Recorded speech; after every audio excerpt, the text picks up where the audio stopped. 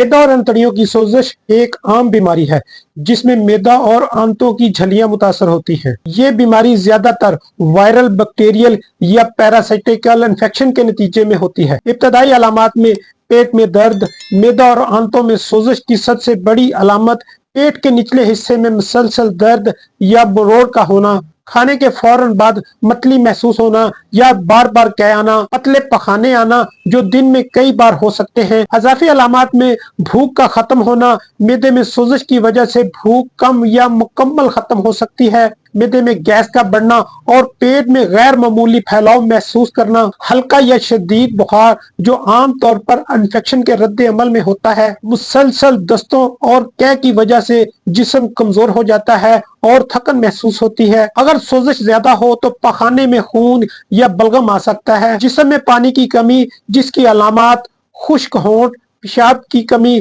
और चक्कर आना शामिल है। जिल्द और आंखों का रंग पीला हो सकता है जो ज्यादा कमजोरी या दीगर पेचीदगियों की निशानदेही करता है। वायरल या बैक्टीरियल इन्फेक्शन, गैर साफ पानी या गैर मतवाजन खुराक का इस्तेमाल, खाने की एलर्जी या ज्यादा मिर्च मसाले वाली गजा। जिस्म में पानी की कमी को पूरा करने के लिए साफ पानी, ORS या लीमू मिला पानी इस्तेमाल करें। खिचड़ी, दही और नरम गजा खाएं जो आसानी से हजम हो। दवाइयों के इस्तेमाल के लिए हमसे मशवरा ले सकते हैं। सफाई का खास ख्याल रखें। हाथ धोना और खाने पीने की अशिया को साफ सुथरा रखना बहुत जरूरी है। घर पर इलाज के नुस्खे बताए देते हैं।